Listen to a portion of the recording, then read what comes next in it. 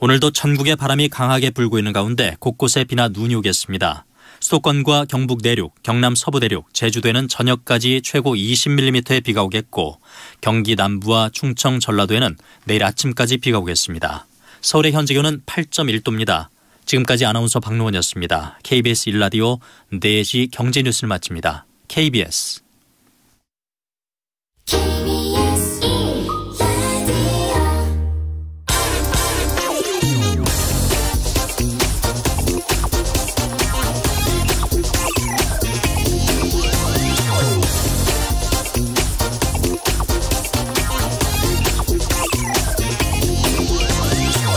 미국의 지난달 소비자 물가가 6.2%까지 올라가서 31년 만에 최고치를 기록했습니다.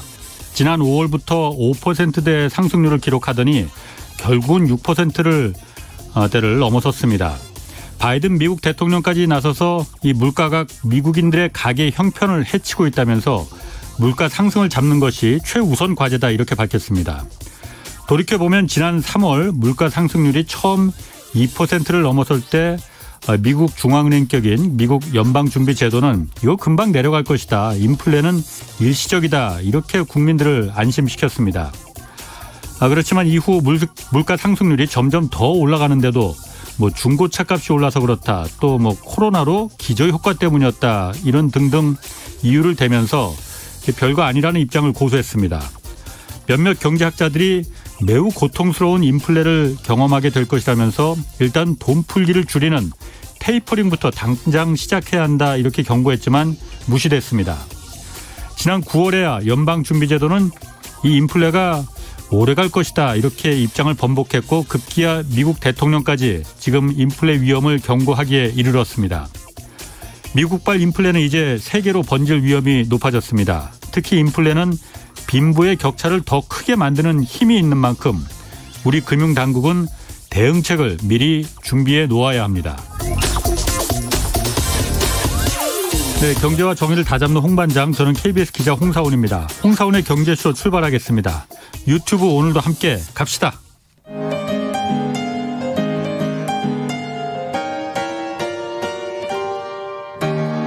대한민국 최고의 경제 전문가와 함께합니다. 믿을 만한 정보만 쉽고 정확하게 전해드립니다. 홍사훈의 경제쇼. 네, 북한의 김정은 국무위원장을 지금 북한 매체에서 수령으로 부르기 시작했다고 합니다. 김정은 위원장의 우상화가 시작됐다는 얘기도 들리고 또 북한의 이제 경제난, 에너지난이 겹쳐서 지금 힘들다고 하는데 어떤 상황인지 좀 함께 살펴보겠습니다. 북한 경제 전문가시죠. 김영희 산업은행 선임연구원 나오셨습니다. 안녕하세요. 네, 안녕하십니까. 예, 오랜만에 뵙겠습니다. 네, 오랜만입니다. 그 김정은 국무위원장이 집권한 지가 벌써 10년이 됐다고 해요? 10년 네, 그렇게 네, 맞습니다. 됐나요? 2011년 12월 17일 자기 아버지가 사망을 했고 그러니까 꼭 10년이 되고 그렇군요. 그때 31일 날에 최고사령관으로 한 개의 권력을 권력을 가졌고 그다음에 12년도에 북한의 모든 4대 권력을 다 받았으니 이제 꼭 10년이 되는 거죠. 그렇군요. 김영희 연구원님은 언제 몇 년도에 탈북을 하셨죠?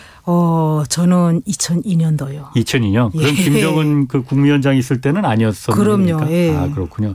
지금 그러면은 김정은 띄우기가 한창이라고 해요. 지금 어떤 상황인가요? 사실은 김정은 집권 이후에 김정은 띄우기가 거의 없었어요. 나는 인민을 위해서 일하는 최고 지도자다. 이런 이미지만 거의 부각을 시켰고. 인민 제일주의를 내세웠죠. 예, 내세우기도 하고.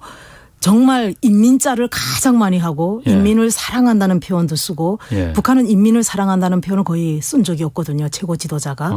그런 사랑한다는 표현도 쓰고 막 그랬는데 최근 들어서 많은 그런 용어들을 많이 써요. 위대한 수령이라고 표현하고 걸출한 수령이라고 표현하고 또 그다음에 주체의 태양. 주체의 태양이라는 것은 김일성 때 주체의 태양.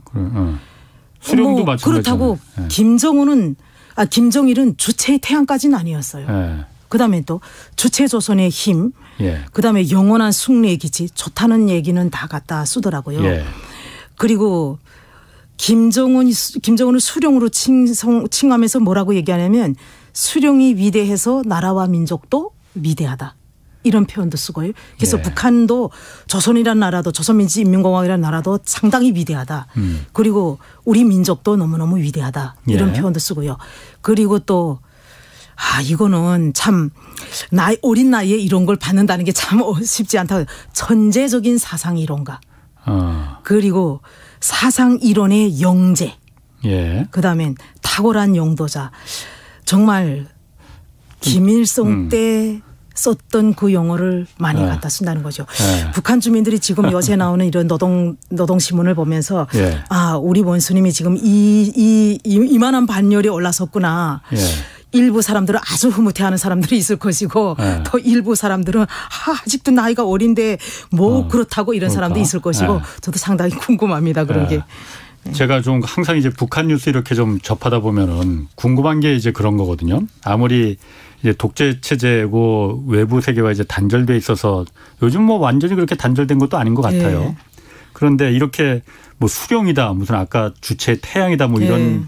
약간 좀 오글오글 하잖아요. 우리말로 하면은. 그런데 북한 주민들은 다 그렇게 받아들입니까? 그냥 진짜 그렇네. 우리의 태양이네. 뭐 이렇게. 네, 그렇죠. 그냥 태어나서부터 배운 지식이라기보다도 상식 지식을 다 벌써 말하기 시작하면 그때부터 수령님이 어린 시절 수령님은 위대하고 천재적이고 이런 것들을 계속 가르치기 때문에 그거는 당연한 거를 그냥 흡수하는 거예요.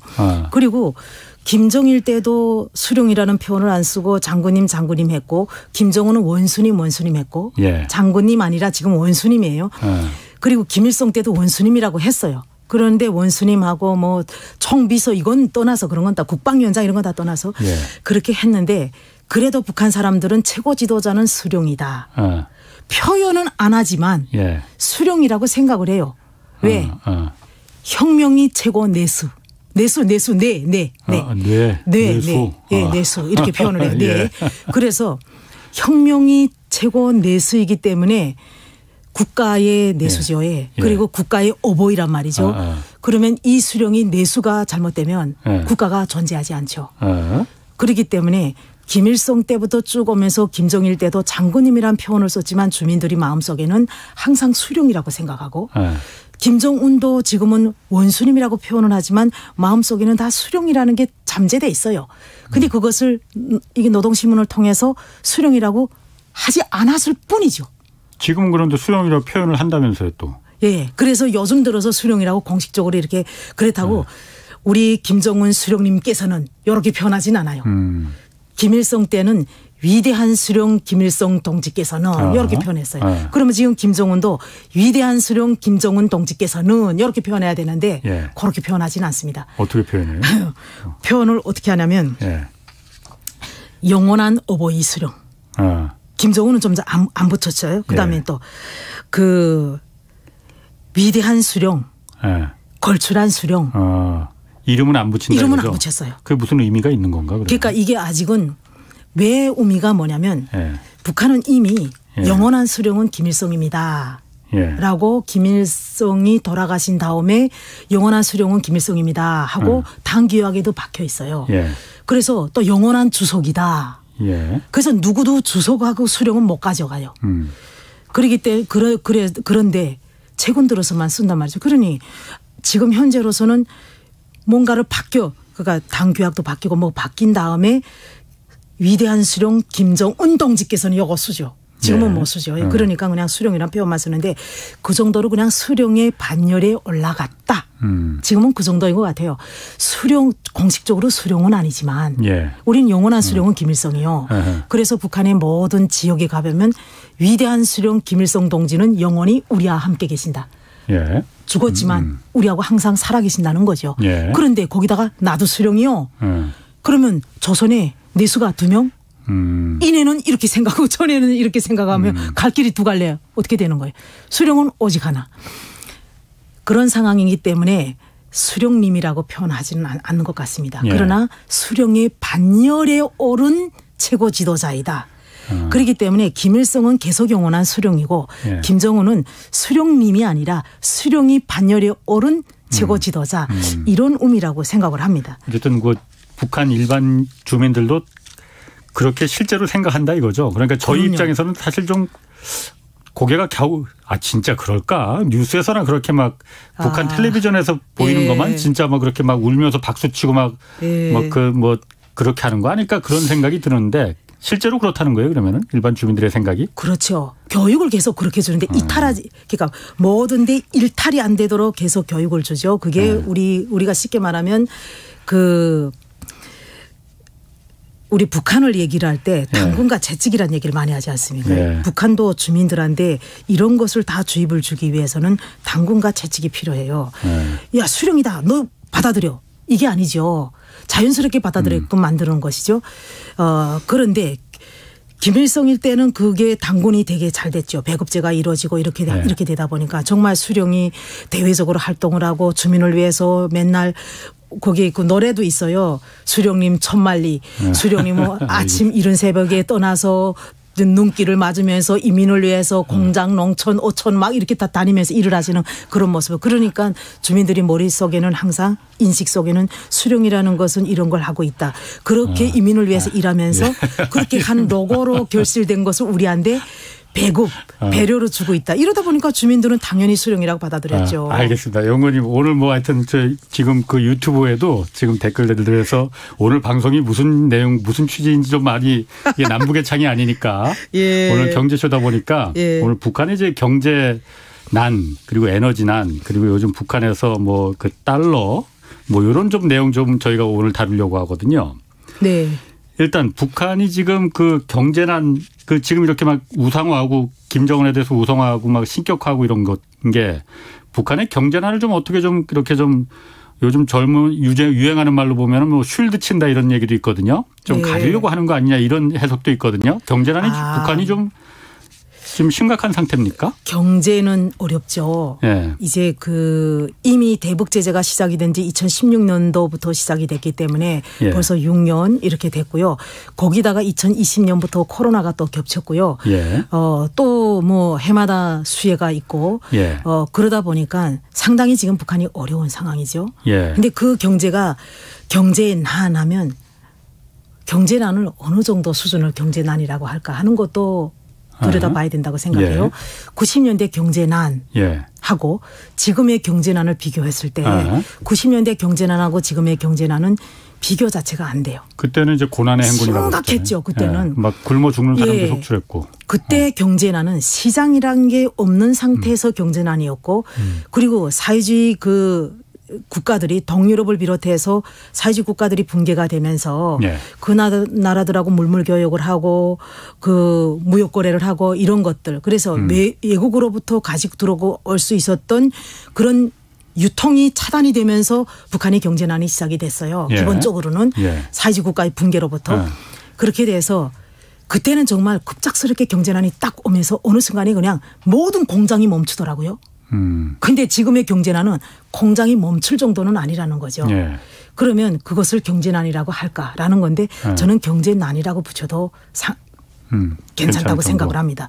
왜냐하면 경제난이라는 것도 그만큼 수준이 차이가 있는 것이죠. 엄청난 경제난. 어느 중간 정도의 경제난 아니면 좀 어느 정도 낮은 수준의 경제난인데 지금은 어느 정도 낮은 수준의 경제난이라고 봅니다. 그 경제난은 김정은 위원장이 집권을 해서 12년부터 시작을 해서 그동안의 경제가 어느 정도 이렇게 상승을 하고 대무역도 최고치를 70억 불이라는 최고치를 찍은 적도 있었고요.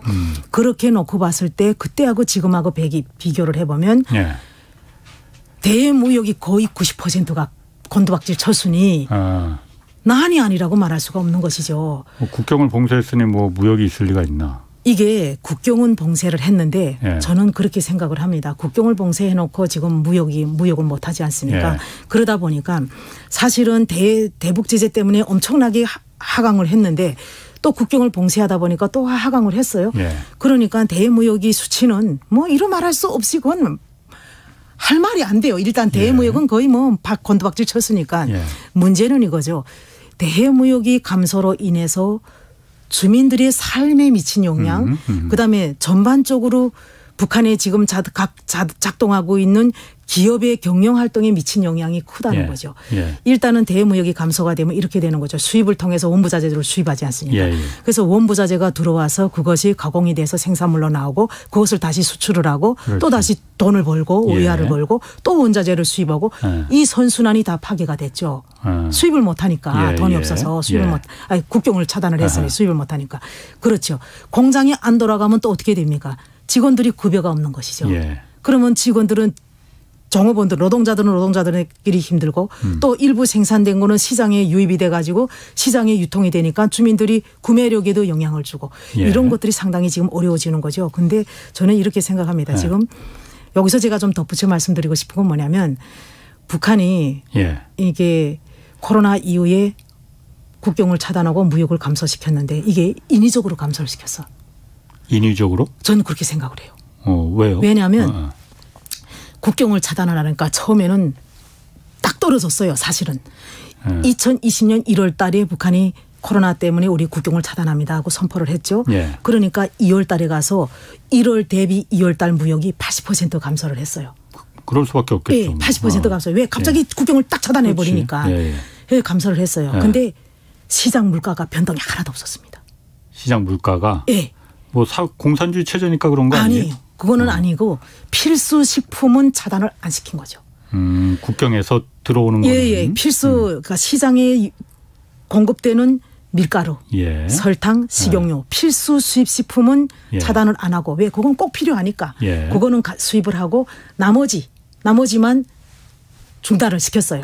그런데 그러다 보니까 시장 물가의 변동이 쌀을 비롯해서 곡물, 뭐 휘발유, 디젤유, 그다음에 뭐 밀가루 이제 수입식품 물가가 다 안정이 됐어요. 거의 다 이렇게 안정이 됐어요. 그러다가 2020년 10월 달에 가서 갑자기 필수 식품을 몽땅 올스톱 시켰어요. 국경에서 들어오는 걸? 그때까지는 계속 들여왔어요. 왜 꼭 필요하니까 왜 김정은 들어서 평양을 비롯해서 각 도마다 종합 식료 공장을 엄청나게 건설을 했거든요.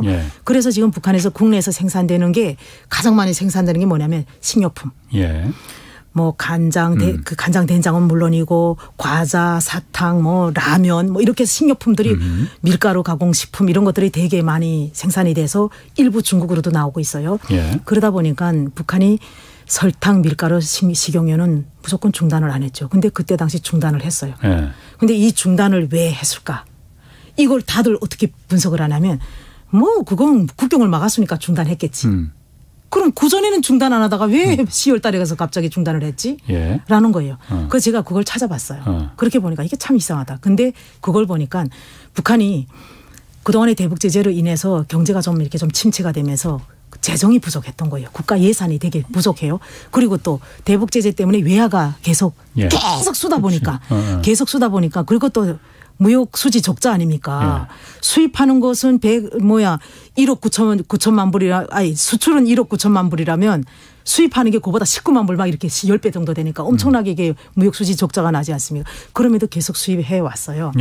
그러다 보니까 외환 보유고에 이젠 점점 줄어들잖아요. 그래서 북한이 그 2020년 4월 달에 국가 무역 공채라는 걸 발행을 해요. 그래가지고 무역 공채라는 게 뭐냐면 당국이 공채를 발행해가지고 주민들한테 팔아요. 팔면서 뭐라 그러냐면 니한테 상호권을 줄 거야.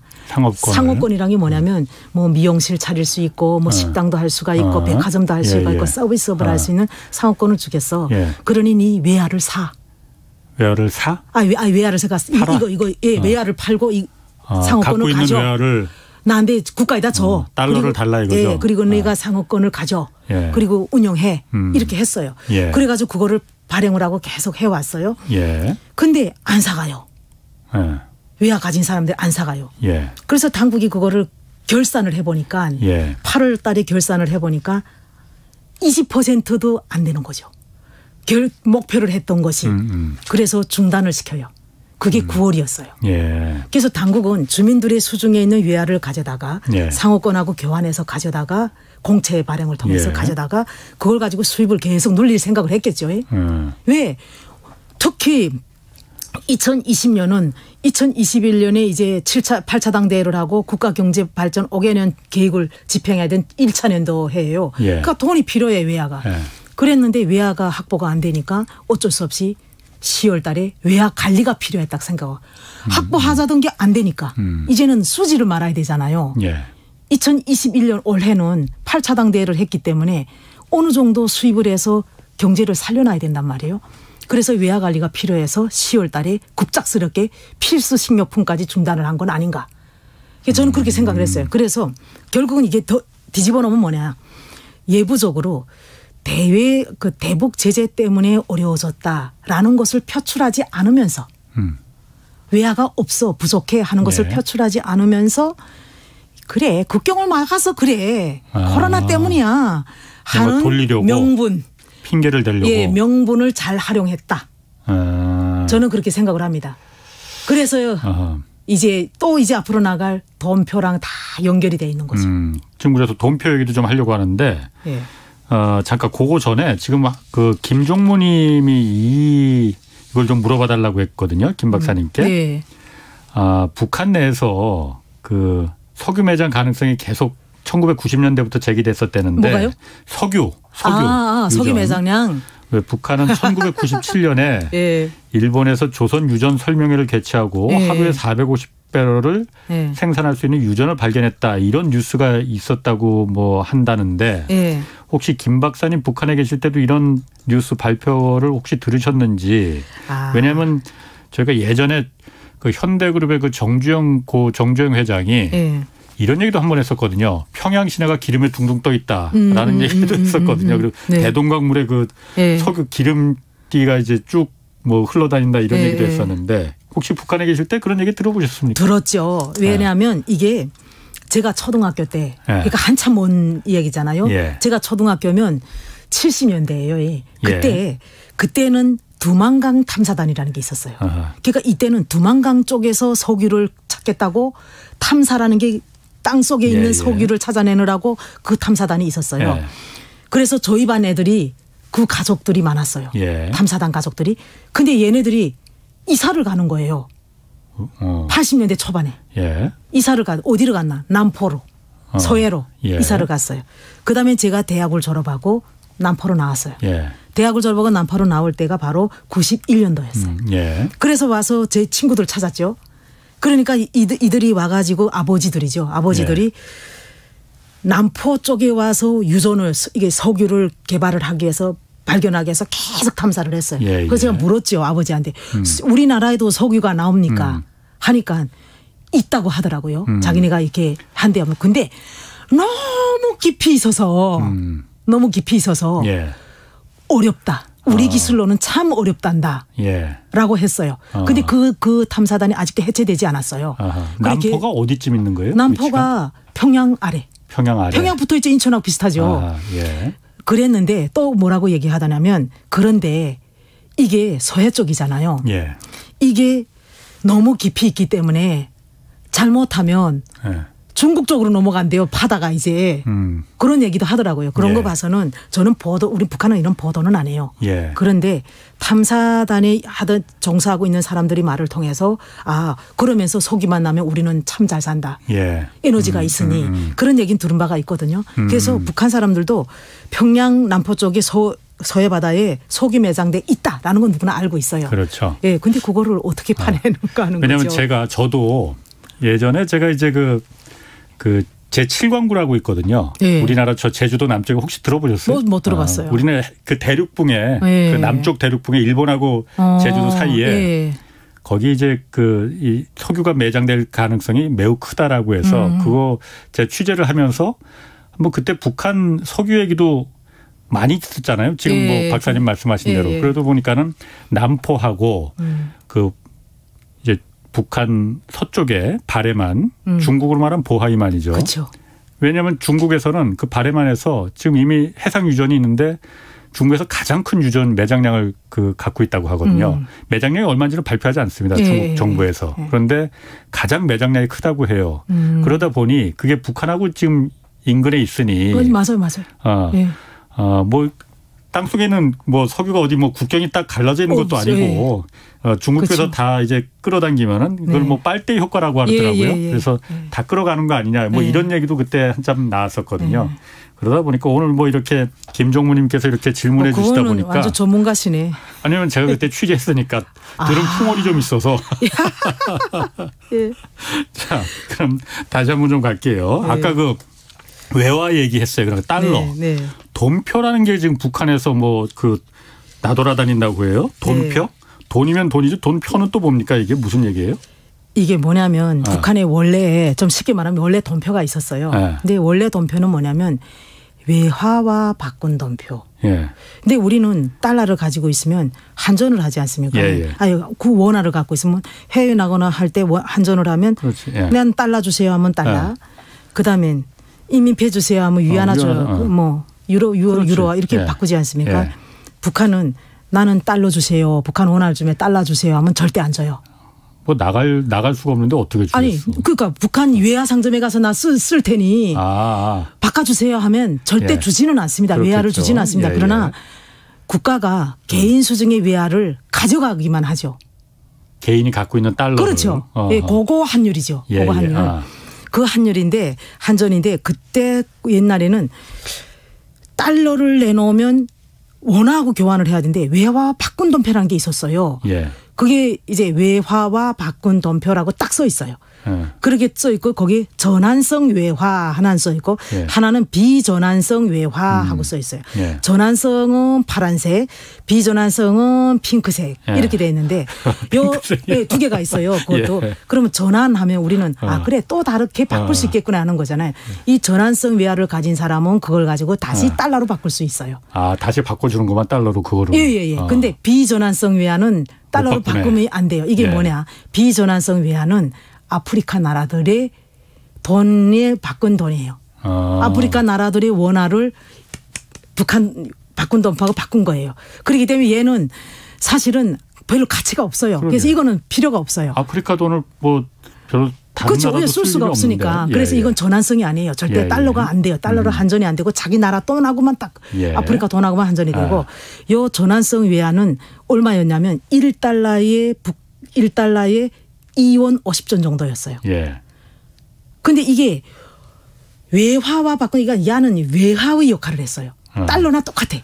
그런데 1달러인데 얘는 2원 50전의 가치를 가진 달러에 대응을 했었어요. 그랬는데 지금의 이 돈표는 뭐냐면 그리고 그때 당시는 무역은행에서 발행을 했어요. 북한의 무역은행에서. 예. 그래서 외화 상점에 가면 이 바꾼 돈표를 들고 외화 상점에 가면 150원 바꾼 돈표가 150원 하면 이 바꾼 돈표를 5원짜리도 있고 1원짜리도 있고 50전짜리도 있고 10전짜리도 있고 1전짜리도 있고 이렇게 건종이 나눠져 있었어요. 그래서 얘를 가지고 가면 150원이면 내가 이 돈을 주고 사죠. 10원짜리도 있고 50원짜리도 있고 100원짜리도 있으니까 이게 전환성 외화가 이렇게 샀어요. 그러면 외화 상점에 있는 상품 자체가 외화 가격이에요.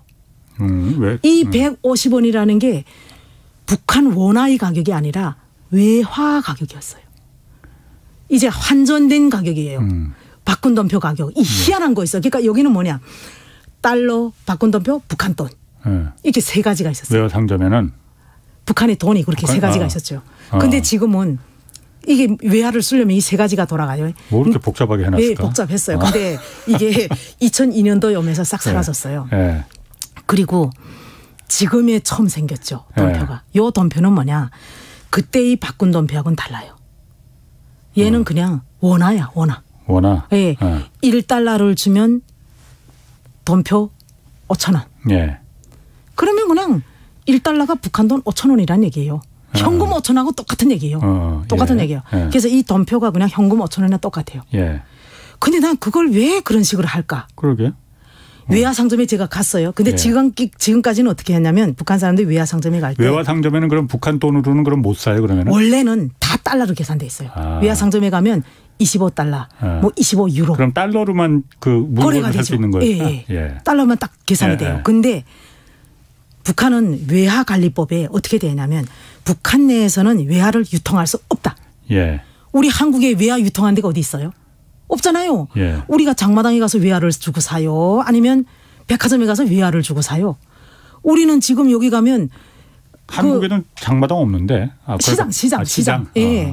우리는 어디 가도 다 원화를 주고 사잖아요. 그렇지. 근데 북한은 시장에 가도 달러도 주고 원화도 주고 백화점에 가도 달러도 주고 외화도 주고 외화 상점에 가는 외화를 주고 이렇게 원화하고 외화가 섞여서 돌아갔어요. 근데 법에는 외화는 유통할 수 없다 해요. 그 제가 보니까 지금 당국이 요 돈표라는 걸 만들어 놓고 외화 상점의 가격을 원화로 바꿔놓은 거예요.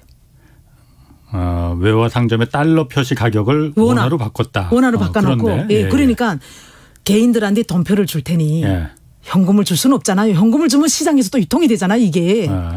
그러니까 북한 사람들이 시장에서 유통시킬 수 있으니까 현금이 많이 생기면 현금 유통량이 많아지면서 인플레가 발생하잖아요. 그러니까 그렇게 안 주고 돈표란 쪽지를 주잖아요. 이거는 딱 외화 상점에 쓸 수 있으니까. 외화 상점에서만 쓸 수 있는 거예요? 지금 현재는. 외화 상점에 쓰는 현재는 그래요. 외화 상점에 쓴단 말이에요. 그러면 외화는 당국이 가져가고 너는 가서 원화를 계산하고 돈표라는 원화를 계산하고 하면 어쨌든 국가가 운영하는 상업 유통망에서는 다 원화 가격만 표시돼 있어요. 그럼 됐겠죠. 당국 외화 챙기고. 북한 당국은 그러니까 외화를 흡수할 수 있고. 외화를 챙기고. 주민들은 다 가면 원화로 계산이 되고. 나중에 그런 거 돈표 갖고 물건을 외화 상점 가서 물건을 살 수도 있지만은 북한 당국 가서 나 이거 돈표 이거 달러로 다시 바꿔줘서 안 이렇게 되죠. 하면은 그건 안 된다 이거죠. 안 되죠. 그러면 굳이 사람들이 그 달러를 굳이 돈표로 바꾸지 않을 것 같은데. 그래서 지금 이게 시범적으로 임시적으로 하고 있다고 그래요. 그래서 원래 이런 걸 하면 최고위원회 상임위원회 정령 뭐 이렇게 나와야 돼요. 그런데 그런 거 안 나오는가. 지금 현재 이거는 시범적으로 도입을 하고 있는 거예요. 평양의 백화점, 외화상점만. 그래서 이거 자료를 보니까 소식통이 있잖아요.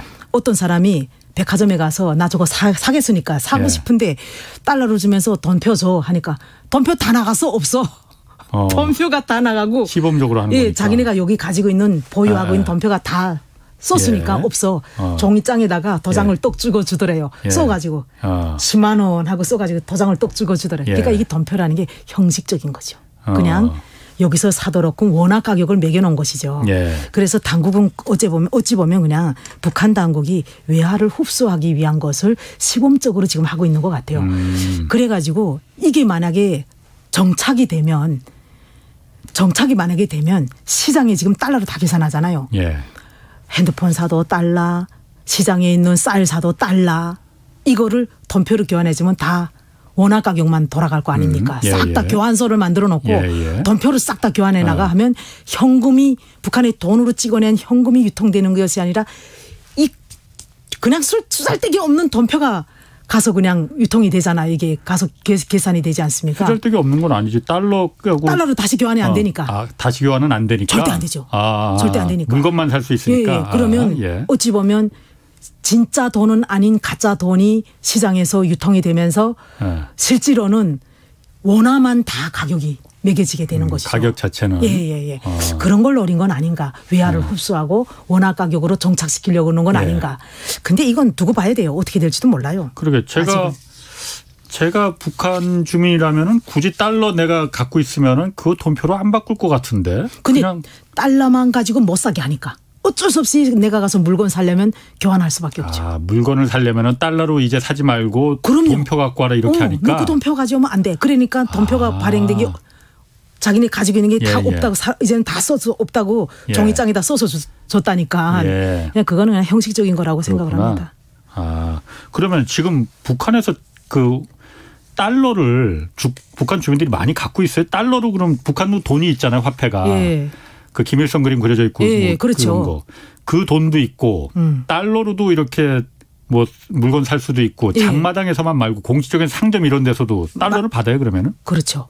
그게 뭐냐면 시장에서는 달러를 받는 건 불법. 공식적인 백화점, 외화상점, 호텔 이런 데서는 달러 받는 건 합법적. 근데 외화관리법에는 희한하게 또 유통하지 말아라 하는데 어쩔 수 없이 주민들이 가지고 있으니까 주민들이 보유하고 있는 외화를 국가로 환수하기 위해서는 외화를 쓰게 만들어야 되니까. 특히 지금 같은 경우는 대북 제재 때문에 외화 보유고가 국가 보유고는 계속 감소하고 있고 주민들 수중에는 외화가 많고 하니까 북한이 당국의 외화를 끌어들일 수 있는 방법은 외화 상점이나 백화점에서 외화로 좋은 물건을 많이 갖다 놓고 계속 파는 거죠. 예. 그리고 또 이제 저기 카드도 있지 않습니까? 외화 카드, 나래 카드란 외화 카드가 있는데 이건 어떻게 쓰냐면 여기다가 외화를 북한에 있는 카드예요. 예, 나래 카드라고 무역은행에서 발행한 카드인데 이거에다는 우리가 서울시 교통카드 있지 않습니까? 그 교통카드 티머니 거기다가 내가 10만 원을 넣으면 10만 원 동안 계속 이렇게 쓰는 것처럼 똑같아요. 북한도 여기 나래 카드에다가 나 10만 달러를 넣고 내가 카드를 긁으면서 계속 쓰는 거죠. 그런 카드도 있습니다. 그럼 결국은 내가 여기다가 5천 달러를 넣고 조금씩 쓰니까 당국은 이미 은행에 5천 달러가 들어와 있잖아요. 그렇지. 그럼 그거를 돌려서 유통할 수가 있기 때문에 주민들이 수중에 달러를 어떻게 하면 은행으로 가져올까, 국가로 가져올까, 이걸 북한 당국이 지금 무던히도 고민을 하죠. 무역 공채 발행하는 방법, 이자처럼 돈표 발행하는 방법, 또 지금 무역 책 카드 발행하는 방법, 이런 다양한 방법을 통해서 주민 수중의 외화를 계속 국가로 집중을 시키고 있는 거죠. 그게 숙제예요, 북한은.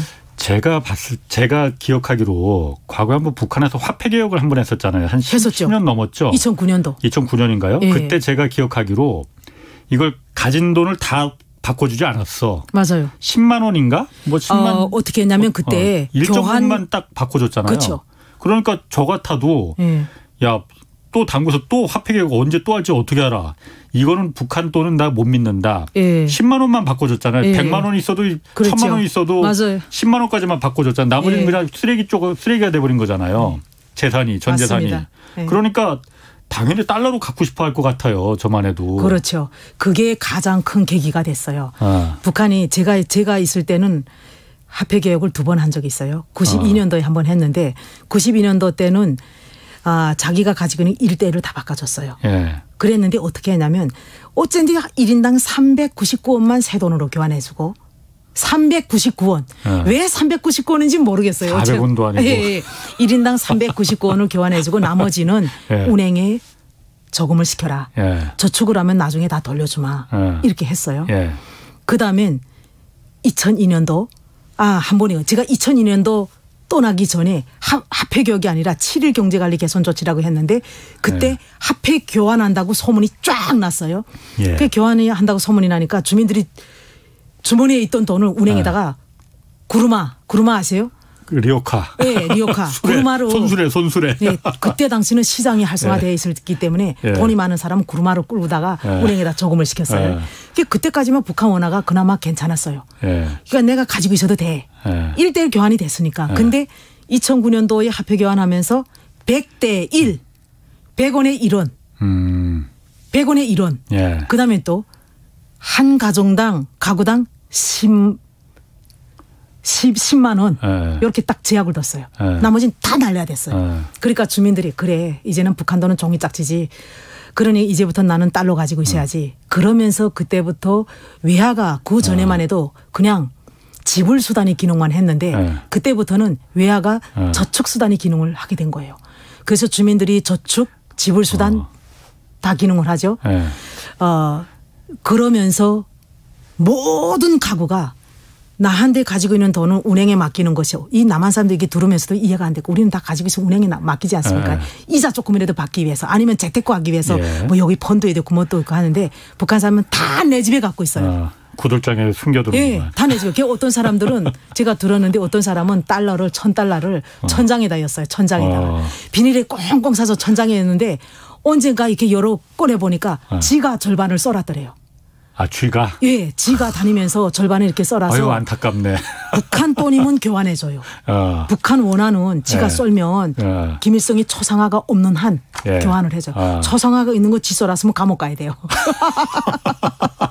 재밌네. 예, 초상화 있으면 감옥 가야 돼요. 근데 제가 요즘에 북한이 무슨 공연을 하면서 지휘자가 여기다가 김정은이 사진을 그린 얼굴이 들어간 티셔츠 입은 거 보고 제가 깜짝 놀랐어요. 뭐 티셔츠를 입고 나오고 그거 막 깔고 앉아도 되고 세탁을 해야 되는데 얼굴을 막 세탁하다니 말이 안 되지 않습니까? 지난 기간에는 절대 엉덩이에다 깔고 앉아도 안 되고 그다음엔 이게 옷선이 얼굴에 요만한 점이 있어도 안 돼요. 그렇구나. 가만 지금 질문이 많이 들어오는데 이거 재밌습니다. 오늘 의외로. 아 그래요? 이지원님이 그럼 북한 주민들은 그 달러를 어떻게 벌어요? 달러가 시장에 없으면 벌 수가 없죠. 근데 시장에 그 달러가 어떻게 들어와? 일단은 90년대 중반에 경제난이 오기 전에는 달러에 사람들이 관심도 없을 뿐더러 달러가 가지고 그 외화 상점에 가서 조금씩 쓸 뿐이지 그렇게 달러를 가지고 있어야 이유가 없었습니다. 근데 90년대 중반에 경제난이 오면서 돈을 계속 쓰는데 그러다 보니까 이제 그때부터 사람들이 돈을 벌기 시작했는데 그게 북한 원하든 달러든 뭐 개의치 않고 그냥 돈이라면 막 벌어대기 시작을 했죠. 그러다 보니 외부에서 일단 유입이 돼요. 어떻게 유입이 되나? 저희 탈북자들이 보내요.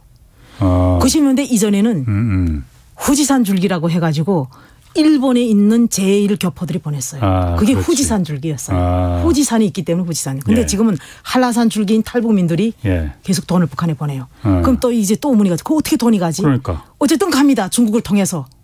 어찌 가 그러니까. 가는 방법은 어떻게 가냐. 은행을 통해서 가는 것이 아니라 여기서 중국 사람이 계좌로 여줘요. 중국 사람이 계좌를. 근데 중국 사람이 중국 은행 계좌를 갖고 있는 것이 아니라 유학생들이나 한국에 일하러 온 사람들이 우리 은행, 신한은행 계좌를 갖고 있는 거예요. 거기다가 여주는 거죠. 저희는 이체. 그럼 그 자리에서 들어가지 않습니까? 그럼 중국에서 앉아서 들어온 걸 봐요. 브로커가 그 계좌를 빌리는 거죠. 남이 명의를 빌려가서 보는 거죠. 그럼 그 자리에서 받죠. 그럼 제가 전화를 하죠. 중국에다가. 내가 300만 원 보냈다. 그러면 거기서 보고 300만 원 딱 인터넷으로 검색해 들어왔어요. 그다음 은행 가서 찾아요. 찾아서 자기가 보관하고 있어요. 현금이 북한은 날아가진 않아요. 그 당시에는. 그때는 북한에 있는 학교가 자기가 먼저 돈을 엄청 가지고 있어. 그 학교가 우리 가족한테 돈을 먼저 줘요. 내가 300만 원 보내줬으면 환율에 따라서 돈을 주죠. 그쪽에서. 인민폐 주려면 위안화, 달러 달라는 대로 줘요. 그다음엔 중국에 있는 학교는 매일매일 중국에 왔다 갔다 할 수 있어요. 중국의 학교들은 중국 사람이니까 국경을 그냥 매일매일 내 집처럼 왔다 갔다. 그 사람들이 그럼 달러를 갖고 가서 전하겠네. 그래서 중국에 다시 나와서 그 달러를 가지고 들어가는 거죠. 근데 수수료가 커요. 중국에다 20%, 북한에다 20%. 그러니까 40이 잘리고 60이 우리 가족한테 가는 거죠. 이렇게 해서 외화가 들어가는 거고. 그거 짭짤하네. 그렇죠. 그 브로커만 해도 부자가 돼요. 부자가. 그렇기 때문에 신뢰를 철저하게 지켜요. 우리는 얼굴도 몰라요. 그런 사람한테 돈을 여줘요. 그러면 그게 철두철미하게 딱 가요. 그렇게 가죠. 그러면 외화가 일단 유입이 되죠. 그러면 우리 가족이 외화를 가지고 있어요. 그럼 내가 뭘 사야 돼. 그러면 외화를 주고 사잖아요. 그럼 그 사람 외화를 보는 거죠. 또. 그다음에 또 우리뿐이에요. 그게 아니죠. 미국에서도 들어가고 일본에서도 들어가고 우리와 같은 방법으로. 그러니까 중국에 있는 화교를 통해서 이제 북한으로 들어가는데 그러면은 그 화교가 국경을 통과할 때 이렇게 뭐 달러를 갖고 있는지 얼마를 갖고 들어갔다가 나올 때는 얼마인지 이런 거 검사 안 해요 그러면은? 하긴 하는데 북한도 달러를 갖고 들어갈 때 근데 북한은 유입이 되기 때문에 달러는 북한으로 들어가는 거기 때문에 절대 그거는 단속하지 않아요. 단속 안 한다? 우리는 여기 들어올 때 야 무슨 돈을 우리 입장에서 그렇지 않아요. 바깥에서 들어오면 여기 내부에 외화 보유고가 국가적인 보유고가 많아지는데 한국이 절대 그거는 얼싸 가지고 들어오라 그러죠. 그러니까 그런 건 전혀 아직 그다음에 또 어떤 또 루트가 있죠. 루트는 또 하나 뭐냐. 우리 여기 말하면 배 타는 사람들 상선. 상선. 북한은 뱃놈이라 그러거든요. 근데 이 사람들이 해외 뱃놈이라 그래요. 북한은 상선 타는. 이게 이 사람들이 해외 나가가지고 배 타고. 북한만 그럴 것 같지는 않은데. 이렇게 나가죠. 나가갈 때 해외 나가서 정박하고 있을 때 팔 수 있는 물건을 들고 나가요. 북한은 일단 인삼 제품이 특화되어 있잖아요. 인삼 화장품, 인삼 술, 인삼 뭐 잔뜩 갖고 나가요. 막 그 사람 그 나라 좋아하는 걸 다 알아요. 이 사람들. 딱 가지고 나 그 사람들 다 팔죠. 그다음 달러 갖고 들어가요. 그다음에 또 어떤 사람 또 있냐? 중국에 친척 있는 사람들. 중국에 친인척 있는 사람들은 북한은 국제 여행은 없지만 중국만은 갈 수가 있어요. 친척 있는 사람들이. 그럼 그 사람들이 중국에 나가서 친척을 통해서 돈을 갖고 들어가고 그다음에 또 그 벌어요. 3개월 동안 중국에서 친척 방문을 하면서 식당 가서 일해가지고 벌어가지고 또 들어가요. 그렇게 해서 유입이 돼요. 그다음에 또 중국에 지금 외화벌이 나와 있는 북한의 무역 일꾼들이 얼마나 많아요. 이 사람들이 자기 주머니 엄청 채워가지고 또 들어가요. 근데 그 사람들은 북한 당국에 그게 다 임금이 외화가 다. 아이고 그렇게 사는 사람은 착실한 사람이고요. 그래서 마찬가지구나. 그래서 무역하는 사람들 보고 외화벌이는 교화벌이라 그래요. 교화벌이? 예, 그게 뭐냐 외화벌이 하다가 우리 여기 하면 교도소 간다는 거죠. 외화를 내 주머니에 였다가 교화벌이라고. 교도소벌이다. 예. 그런 얘기가 교도소 있어요. 담장을 그 왼쪽으로 떨어지면 큰 부자 되는 거고 오른쪽으로 떨어지면 교화소를 빵에 들어가는 거구나. 예. 그러나 돈을 보니까 이렇게 벌잖아요. 그렇게 들어간 돈들이 계속 물건을 사면서 가지고 있는 사람 그러면서 거래되고 없는 사람은 외화를 벌고 그래서 외화를 많이 가지고 있는 사람 그러면 엄청난 외화를 가지고 있는 사람들 많죠.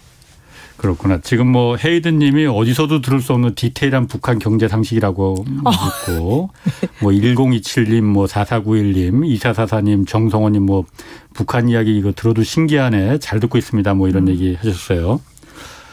자, 지금 오늘 뭐 좀 궁금한 게 많았는데. 저는 이 50분은 무슨 말을 할까 했는데.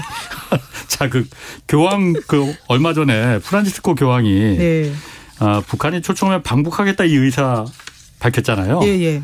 북한이 초청장 보낼 것 같습니까? 어떨 것 같습니까? 저는 조건부 가능성. 어떤 조건? 그 조건부가 여건 마련이라고 생각돼요. 예. 우선 여건 마련이 뭐냐면 일단 코로나19는 완화가 돼야 되고요. 우선 첫째. 그다음에 두 번째는 뭐냐면 북미 관계를 개선할 수 있는 미국의 신호. 교황이 방북이 북미 관계 개선을 정말 이끌어낼 수 있을까? 그런 가능성 여부가 그게 조건부라고 생각을 해요. 왜냐하면 2015년도에 쿠바 사절단이 북한을 방북을 했어요. 그때 쿠바 사절단이 김정은한테 이런 얘기를 합니다. 교황이 방북을 해서 대대적인 북한 지원이 가능하고 그다음엔 미국과의 관계 개선을 중재할 수 있다. 그래서 교황 방북이 어떠냐 하니까 김정은 위원장이 흔쾌히 희망합니다. 라고 한 바가 있어요. 그런데 2016년도에 북한이 1월 달에 4차 핵실험을 해요. 그러면서 이게 국제사회가 막 북한 남북 막 제재가 이루어지고 막 이러다 보니까 더 이상 그게 진전이 안 됐습니다. 그러다가 2018년부터 2018년 남북정상회담에서 교황의 방북 얘기가 또 나왔고요. 문재인 대통령을 통해서 계속 이런 얘기가 나오는데 김정은 위원장이 교황의 방북을 통해서 얻을 수 있는 것은 북미 관계 개선이라는 카드예요. 그것을 잘 조율해 줬으면 그다음에 두 번째가 대대적인 국제 지원이 있었으면 왜 프란시스코 교황은 어려운 국가들, 어려운 이웃들 이런 데 대해서 상당하게 관심을 많이 갖고 있고 그래서 카톨릭 차원에서 그런 지원도 많이 하고 있고 하고 있기 때문에 김정은 위원장이 그 두 개의 문제 특히 북미 관계 개선 이것이 정말 합약이 될 수 있는 어느 정도 가능성이 보여진다면 저는 초청장 가능성도 있다고 봅니다. 그런 여건 조성이 되면. 그렇군요. 뭐 교황 방문 저도 갔으면 좋겠어요. 지금 사실 지금 상황에서 모든 하여튼 돌파구가 좀 있었으면 생겼으면 하는 생각인데 아까 그 달러 얘기 잠깐만 좀 재밌어서 궁금한 거 좀 할게요. 아까 그 천장에 $1,000 숨겼다가 쥐가 뭐 이러면 그 사람이 너무 가슴 아파했대요. 가슴 아픈 건 둘째치고 일단 북한 주민들이 달러를 그냥 개인적으로 집안에 들고 있는 거는 합법이에요? 그럼요. 누가 집에 와서 뒤져요. 북한 뒤지지 않아요 원래? 뒤지긴 하죠. 이게 이런 거죠. 누가 신고가 들어갔다. 저 사람이 행령을 했다. 신고가 들어가요. 북한에는 누가 신고를 하는지 몰라요. 일단 신고가 들어갔다 하면 집에 딱 오죠. 우리는 집에 들어오면 야 이게 뭐야. 뭔가 뭘 가져라 그러죠. 법원에서 가져라 하잖아요. 영장 가져라 하잖아요. 북한은 안 해요. 뭐라가요. 가택수색이라 하지도 않아요. 이게 지금 저녁마다 숙박검열. 숙박. 북한 숙박검열이랑 있으니까 밤에 우리 집에 누가 사는지 보러 왔다 하고 여기저기 뒤져보는 거죠. 그러면서 찾아내죠. 그러니까 달러가 있으면은. 근데 그것도 뭐냐 이자처럼 신고를 받았을 때 저 사람이 행령을 했어. 이랬을 때만이지. 일반적으로 들어가서 야 너네 집 왜 와 있지? 이러진 않아요. 왜? 달러 있어도 그게 절대 안 해요. 그 왜 그러냐면 특히 90년대 중반 이후에는 주민들이 시장을 통해서 벌어들인 자산은 인정해줘라 라고 하기 때문에 지금은 달러를 은행에다 입금시켜라. 어디서 가져왔는지 출처 안 따지겠다.